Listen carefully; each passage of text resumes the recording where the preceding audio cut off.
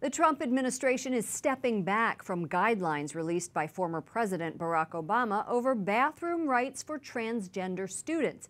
At question, should children in public schools be able to use the bathroom of their choice regardless of their sex at birth? Jason Calvi joins us tonight from the White House. Lauren, back in August, a federal judge put on hold an Obama administration directive that public schools should let students use the bathroom of their choice. The Obama administration appealed, but then President Obama left office. Now President Trump's new attorney general has decided to drop that appeal. Today I caught up with Dr. Ryan Anderson of the Heritage Foundation to discuss this decision. Well, this leaves in place the decision from last August of the judge who put on hold the Obama Dear Colleague letter. So this says in all 50 states, schools are free to make their own bathroom policies, their own locker room policies, their own shower policies, sports teams, hotel rooms, dorm rooms. It says there is no federal guidance on that. We're going to leave it to people, local parents, teachers, local school boards.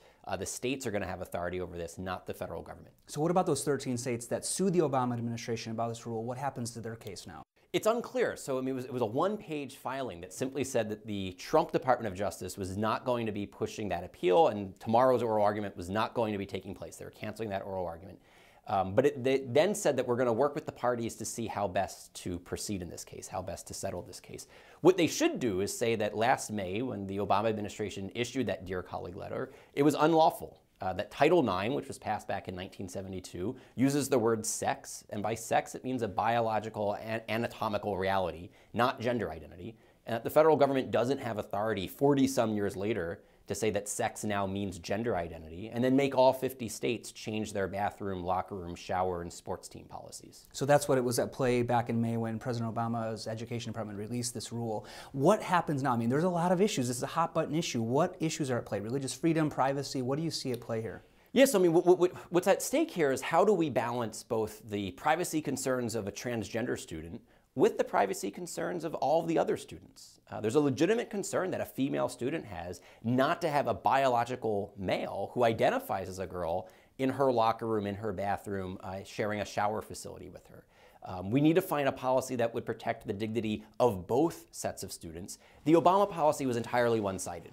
It was all about protecting the transgender student, and it entirely ignored the privacy, safety, and dignity concerns of all of the other students. We need to find a way to protect both. Do you think that with the Trump administration making this decision to at least put this on hold for now, that this gives us an indication of where they're going on transgender issues in the future? It's hard to tell.